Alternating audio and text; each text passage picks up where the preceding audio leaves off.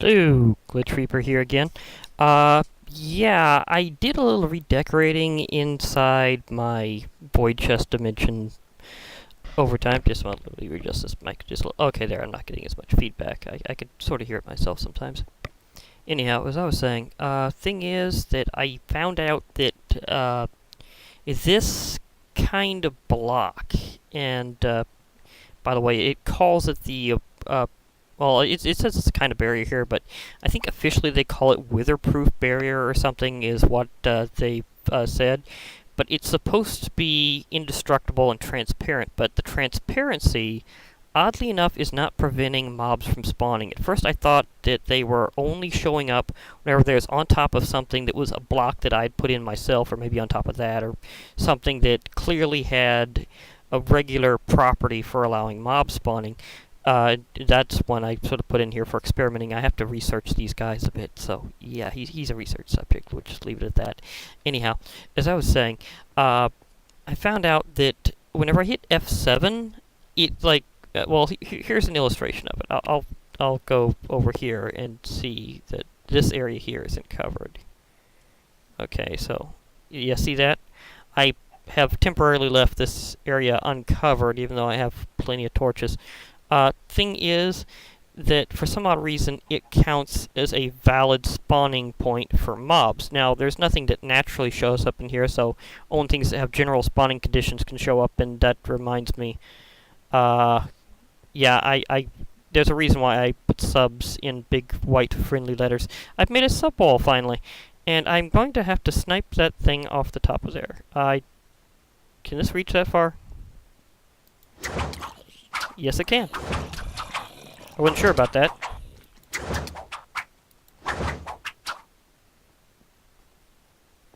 Well, that took care of that problem. By the way, I've updated the Furby Mania mod. That's the reason why I'm dealing with this robot apocalypse. Partially because I decided to do a little robot apocalypse survival over time, and the things just sort of developed. Anyhow, as I was going to say, now I'm actually going to be saving more of these CPUs, because when I updated it, check out how many recipes were added. Sure, there's these special wands, and some of these are like really powerful, but now it has like an entire tool set, which looks really weird. That's like a beak. It's just a beak poking off. Can you imagine using that? Oh gosh. The sword, which looks ridiculous, has a lot of attack power. And it has an entire armor set. I might put that on something just just for humor. After all, I do have an armor display area here, so that's nice. But here's my sub wall. If you're someone who's subbed to me and you have it set to public where people can see it, then that means I can see it. For some odd reason, I don't know how to see anybody that's hidden from the general public with it, so I only have the names of those that have that property out there. So if you see this name on your wall, it's because you've allowed your subscriptions to be public, so therefore I can see them, so I can put the name on. And I've got all my subs so far. I don't have too terribly many, but at the same time, I could theoretically keep this up just about indefinitely. After all, even just in a space like this, it's an amazing amount of volume you have to put signs up. I'm not necessarily saying this will always wind up being the spot, although it could be something like that. And by the way, I found a pretty good counter for infernals that have the sticky ability. And it's called using a boomerang. Why? Because the sticky ability moves it from, I can't even see what kind of, that's Ender and Blast Off, so he might wind up flying around, which reminds me, one of the ways I got that to work was I was flying around.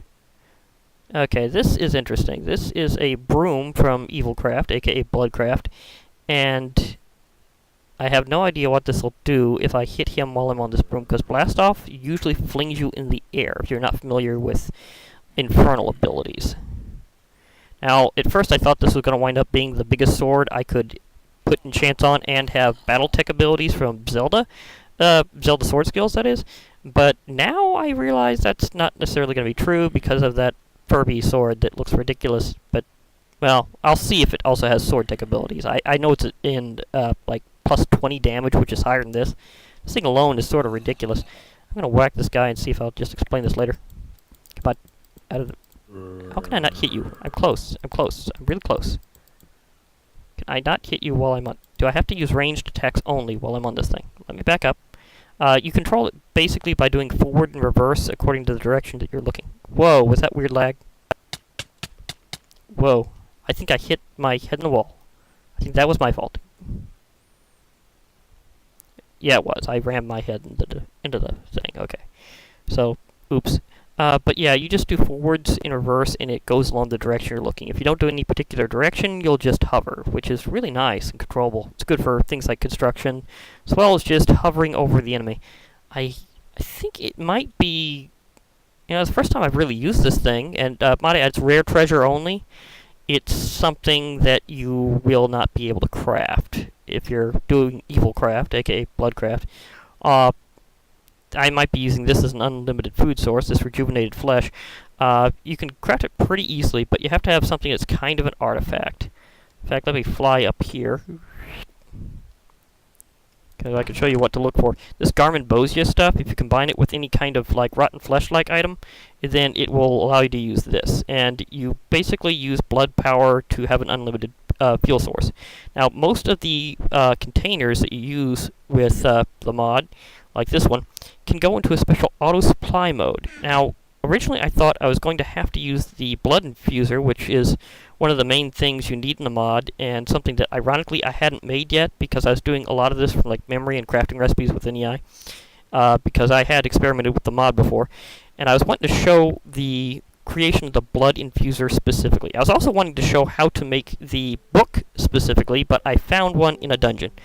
And as I go out, I can even show you the dungeon I found it in, because I'm close to the end, and that means that, structures tend to find each other somehow. That's a general thing in Minecraft.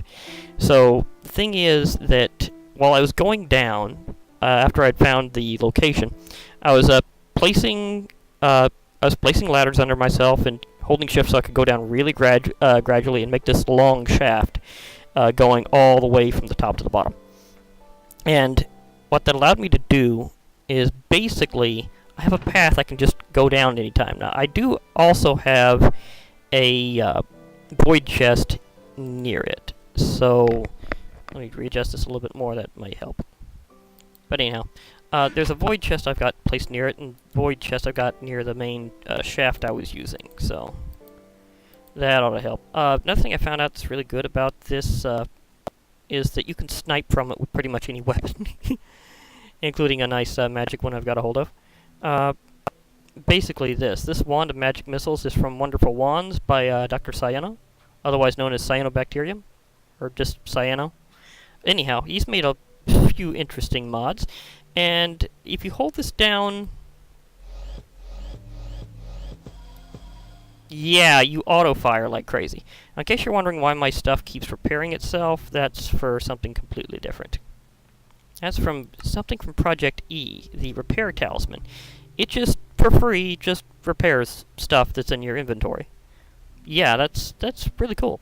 Let me see, can I... Oh yeah, I can do that from there. It is pretty simple, but you do need some of those covalence dust from Project E to get it started. I'd certainly say that would be a good early item to go for. I've been pretty far along here, and I've been working on Project E when I've had the opportunity, and it can get pretty costly, actually.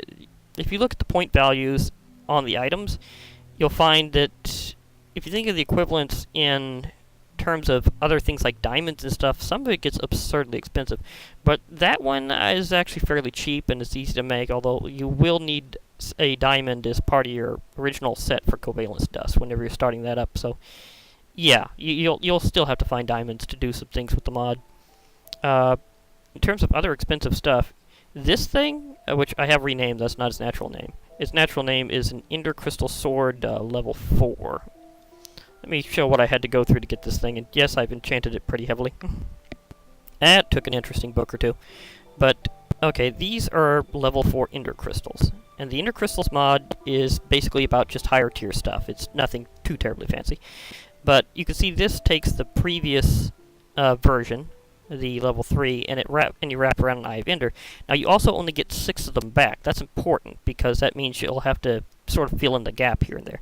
Now to get one of these, you need some around at level 2, and they have to be around a diamond. So you'll still need diamonds and stuff. This is the level 2 one. The level 1s are the level 1s wrapped around a iron ingot to get level 2s. The level 1s are basically the level 0s around gold, but here's the thing. Darn, I hit the wrong thing. Sorry, wrong button. Ahem. So I was saying, the level 0s are basically, well, this is level 1, that's around gold, but everyone, not just like you don't just get a number out of here like you did before. For every last one of these, you have to have a diamond and 8 ender pearls.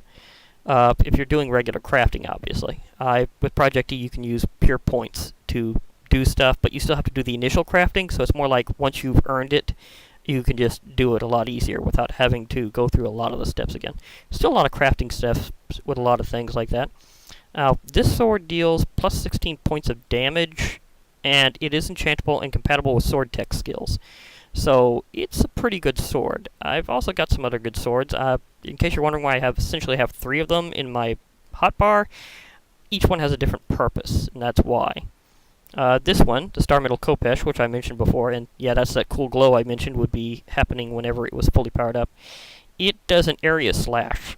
This is similar to a spinning blades technique. So, yeah, if you've seen the spin attack off Zelda Sword Skills, or any Zelda game for that matter, it's like that, and you actually see it happening. You just like, zoop, and like smash everything. It also has a bit of knockback, so it's a good technique for crowd control. Additionally, the big thing about it is it does really big damage to werewolves. So, I don't need the old excuse me. Yeah, had to wet my lips. The Astral Silver Sword, I can use this one instead. It's better than a diamond sword and lasts forever. In fact, even on the description it says magical items will never break. So, as I've been collecting things to make it, namely star metal, and yeah, that took more than one. That took more than one meteor to get enough materials just for that, and I've been also working on the armor set. The thing I found out about it is it also... Oh yeah, it's up here.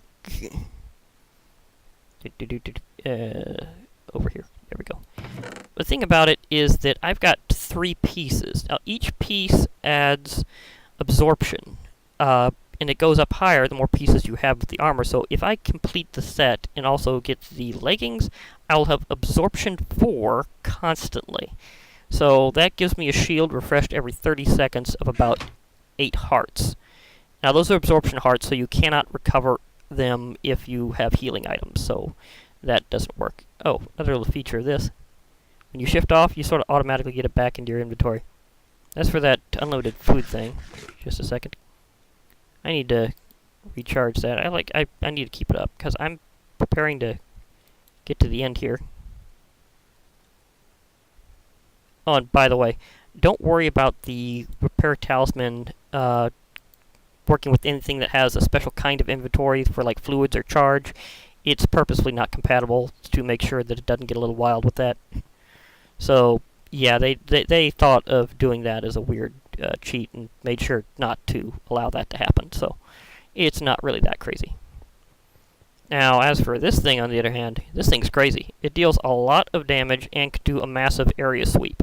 It also acts as a multi-tool, so I can chop down trees with it pretty effectively, and I can also shear things, oddly enough. Does not act as Silk Touch shears, though, I believe. So, yeah, I still need my Silk Touch shears I've been holding on to for quite some time. Well, I guess I could still try to show off what the book was supposed to be like, especially if I get a spare chicken. Are you gonna? No. You're not exactly the best chicken, are you? I mean, how many eggs do I have to use just to get you in the first place? And it's been very disappointing. Okay, I won't get the book that way. I've already got it up here anyhow, so it's not like I really need to show that off. I mean, I could. I always worry about if I need a spare copy of something, even if I know that I've got things pretty secure, so.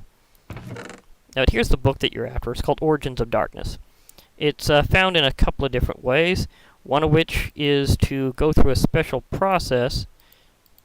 where you create a what's called a darkened apple. You combine one of these, the dark gems, with an apple. You feed it to an animal. It dies, and this cool portal appears, and you toss a book at the portal, and you get this book back. Yeah, you will get this book back from a magical portal trade. Yeah, where have I seen that one before? Now, it goes through the mod for Evilcraft, aka Bloodcraft, and you can go directly to certain areas, and you can even check up some stuff in the index. So, now there is one thing that I find a little incomplete, and that's this thing about the Box of Eternal Closure. Now, these things, note that it shows the texture here. Well, in this exact version of the mod, the texture is not exactly working, so when you place the box, it's kind of invisible, rather than having missing texture, because it's a partial block. I found that sort of actually thematically appropriate, seeing how you're catching invisible spirits. So yeah, eventually I'm going to be a bit of a Ghostbuster. Now the thing is that you will also find them periodically. Let me back up. Can I E out of this? No, I have to ESC out of this book, or escape out of this book. Anyhow, I can go a lot more into that later, and I will be. But basically, these boxes of eternal closure here, you can't fully clear them. And what I mean by that is there's a way of taking a spirit that's been captured out and turning it into a spawn egg, so you can basically resurrect them. Now, these forgotten player ones, however, are artifacts. You can only find them. So you could tell I went through several general types of dungeons, and general dungeon loot also applies to a lot of structures in this mod pack, so yeah, I found them all over the place. Now the thing is, you can't clear these out. Player souls can't be resurrected completely, and you have to resurrect them completely to clear the box. So all those boxes I can't actually use. But there is a recipe for them, and I can make these empty ones. Again, notice missing texture here. But I can use crushed dark gems, a couple of potions of weakness, and an ender chest if I want to make these later, which I will be. I definitely have some plans for that. I don't think it'll work on the Ender Dragon, though, so yeah, I'm not sure how that's going to work out. Especially when she's really up high. Now, the thing is, spirits always go to ground level, so theoretically I could, but seeing how the portal materializes right below her, so if somehow she managed to get through it, that would happen. And she's not the main focus. It's not like she directly drops items anyhow, so it's not quite like that. Now, there's also a way of farming spirits. You create a specialized machine. It's actually fairly large. In fact, it always has to be large enough to encompass the mob that you're farming. What it'll do is allow you to get their drops repetitively without actually having to kill them. Like, for example, this guy here is a Furby villager. He's about a block big. I'd have to create only a small structure to contain him. A chicken would be very tiny indeed. Now, it's just comparison here, because these are about player size. If I did this, I'd have to have a space at least 2 tall and 1 wide. Or at least fulfilling spawning conditions for various things. So for like a zombie, I'd have to make one at least that big. Now, this structure takes a lot of resources I don't really have right now, because those dark gems, well, they're not the most rare thing to find their ore, but it's certainly not the least either. So, yeah, they're kind of like emeralds, but more common. They happen like a vein of size of 1 about every time, so you'll probably wind up getting very few. But fortune does work very well on them, and there's something in the mod to even help with that specifically. So that helps. And I'm preparing myself to face the Ender Dragon. And I think I've got just about everything I really need, although I'd like to explain a bit of my strategy here. And a few things I've been working on in between. Because it's been a while, I've had technical difficulties here and there. Now, this stuff is from Ender Utilities. And it's kind of semi-expensive. A lot of the stuff involves Ender Pearls in some way, as you could expect. It's an Ender Magic and Technology mod, or Ender Magical Technology mod. And yes, Alex, I'm definitely having this in my mod pack. It's gonna happen. It's a really cool mod whenever you get used to it, and I'm gonna be showing off a lot of this later. But one thing to note here is that the Ender Furnace can act as a slow mode where it doesn't require fuel at all, and you can also use Ender-related items like Ender Pearls and Eyes of Ender as fuel, and in that case it'll go very quickly. This Ender Infuser is used to charge stuff up if you need to, and I haven't got anywhere near charging that one up. I got some other stuff charged. This is meant for Modular Tools. The mod has it where each of its tools and items has special modules that goes into it. So the original recipe cost, if I go over that, which I can now, I guess. Well, as I was saying, the original recipe cost does not include the what modules you have in it. So here we have the Ender Lasso.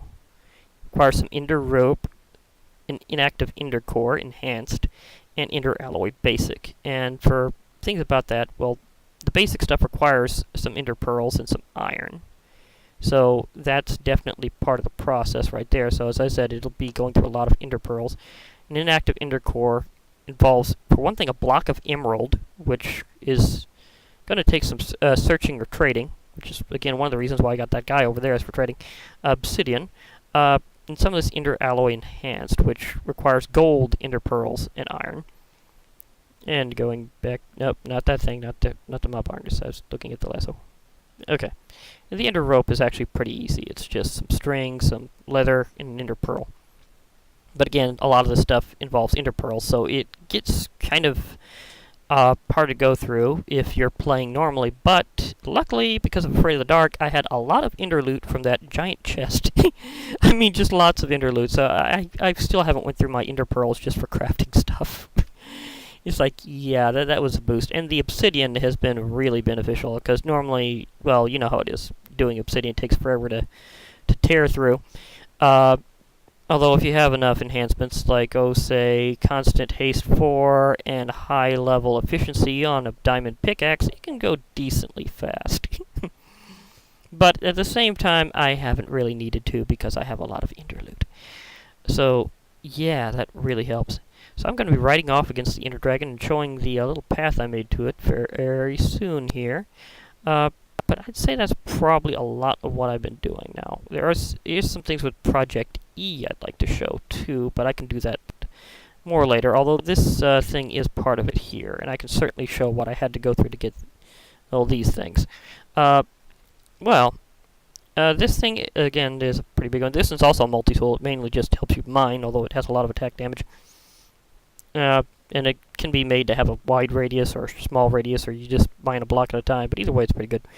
But these things require a ton of stuff. See all this red matter?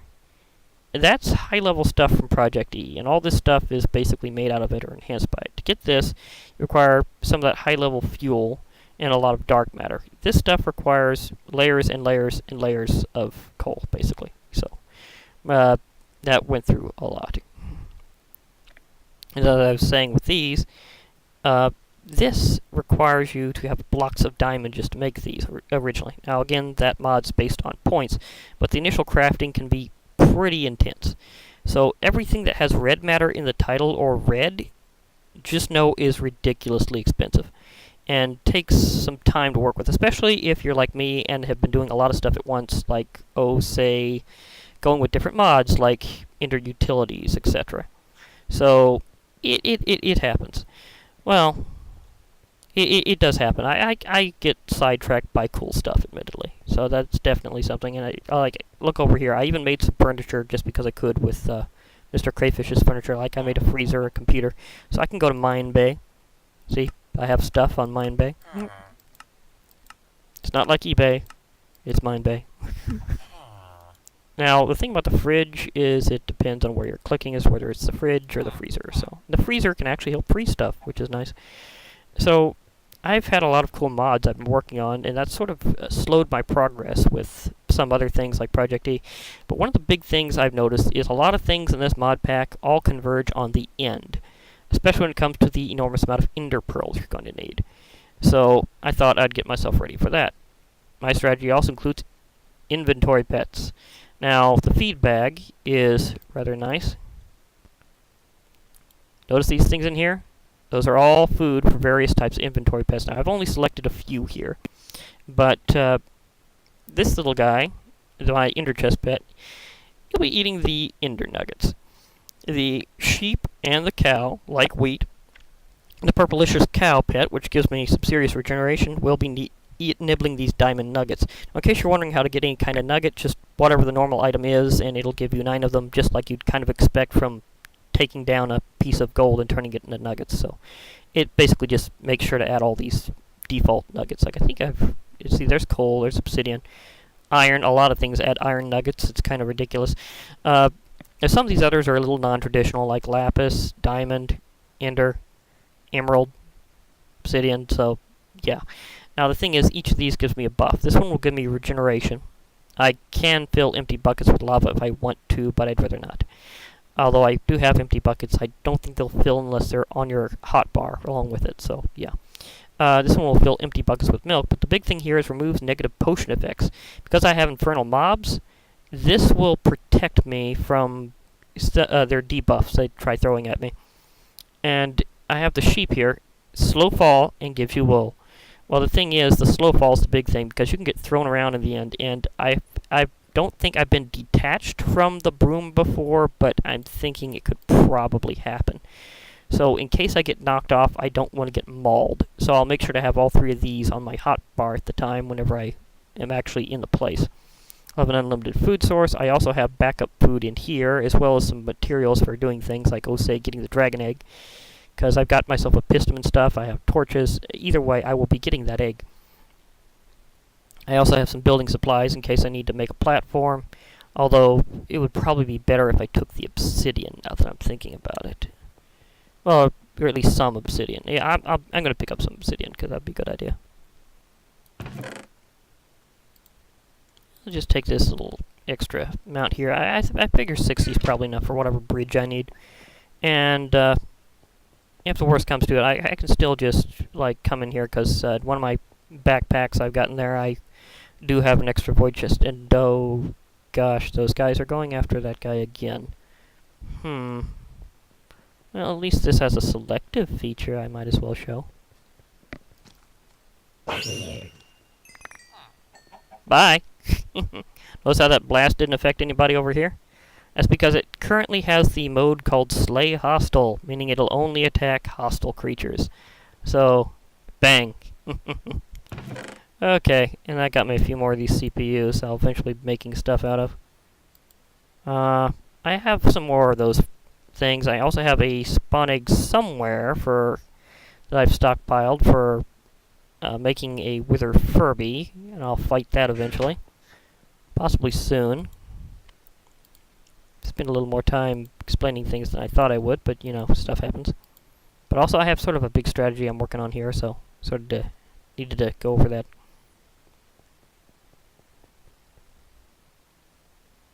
Okay, I don't think there's anything else in my way. I think I can just get that one thing ready for later, and then I can go for it. Okay. Now, I probably explained before part of how this mod works. Maybe need one more. But there's various aspects of it, and one of which is how you create something you'll be needing to craft more than once. So I'll show that off, and do I have flint and steel somewhere? Do I have that in any kind of tools? I don't know if I do. Let me see, do I have that with my adventuring gear, or do I have that in my miscellaneous stuff? Ah, yeah, I do, okay. Because this is sort of how it's supposed to be done originally. As for, again, the book thing, you will find it in dungeons randomly as well, so that's not too big of a deal. And Druid, yeah, if you were looking for how to do this, that's how it happens, is you combine that stuff, you get that. And if you want to know how to supply it even without Infuser, then that's how you do that part too. I can take that out of mode. You have to shift right click to change this mode between auto supply and normal. If it's an auto supply, it'll basically work with anything from the mod that requires a supply of magical blood energy to operate. So, yeah, it can start supplying that way. And the more I whack mobs, the more I get. Now, let me see here. I want to turn one of these into hardened blood shards. Thing is normally, see, how many did I get? 8? Oh, that's pretty good. Normally what you do is you use that blood extractor, and you can click with it to either deposit or extract blood from blocks. Like, sometimes things will fall. If they die from fall damage, they'll bloody the block, and you can extract it that way. If you have it in your inventory, whenever you kill a mob, you'll get some. But you can also extract it directly from stuff you've already pulled up, or you can also turn it into liquid. Normally, you deploy it. In this case, I already have some, because if you have Silk Touch, like, say, from my Silk Touch shears, you can, in fact, obtain it. So, I was just going to toss that. Well, I could still toss it on top and then liquefy it. But anyhow, normally, if you throw one of these in when there's at least 5 units worth, you get a Dark Power Gem. Now, a Dark Power Gem is usually used to make something called a Blood Infusion Core, which is what I'm trying to craft now. There we go. Now, I believe the infuser itself, now that I'm thinking about it, is craftable just out of cobblestone, and that. Yeah, I was right. I remember that. In the book, it tells you all the crafting recipes again, except for the Box of Eternal Closure, which is a tad annoying. But I have a feeling that's been corrected since then. Now, this thing allows you to put items in, and if they have a blood supply, it can add it to here. You can also have uses to fill them up, and it can also be used in certain types of recipes. Like, for example, you can actually convert some vanilla items between each other that are kind of useful. Like, you can convert between heads, for example. Like, say, turn a skull from a skeleton into a wither skeleton skull. So, if you've got mods that give you different heads, and you're out of one, but you have plenty of the other, you can definitely do it that way.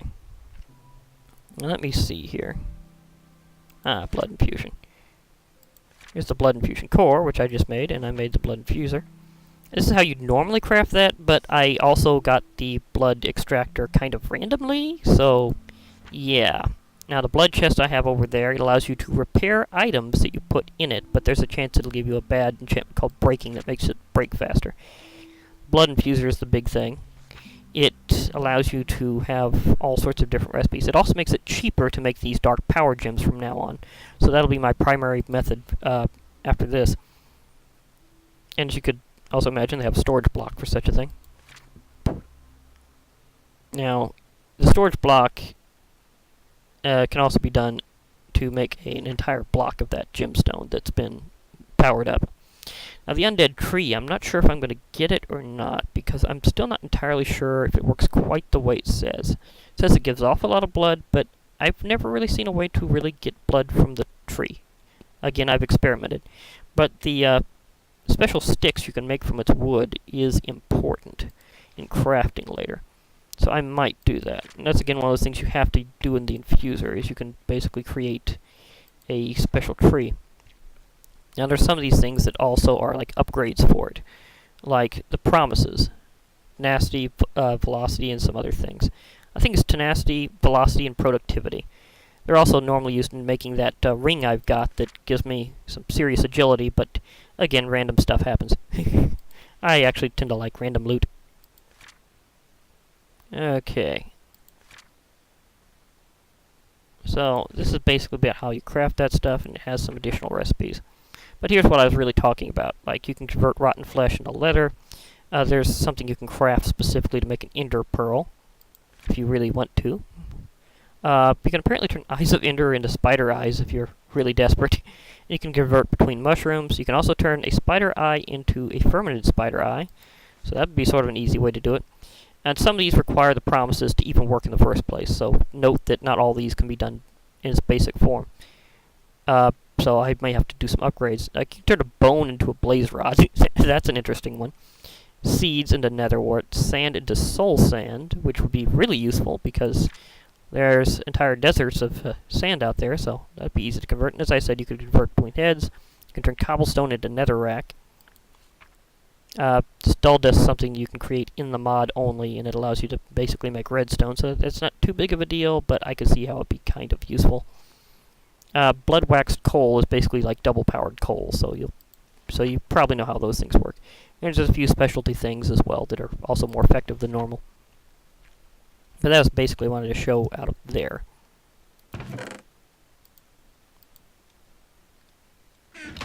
I have to cut for some reason, I also have some important things I need to concern myself with, so I may wind up having a natural breaking point. I may not. I don't know. But at least I've learned how to edit these things if I need to, so... Oh yeah, that's where I got that thing. I knew I had it somewhere. I must have just missed it the last time I went in here. Because I won't be needing that. I might be needing these, though. They give you a nice extra life. Thank you, Zelda-themed stuff. Yeah, I don't think I'll be needing it, but you never know. So, guess without further ado, I'll pop over here.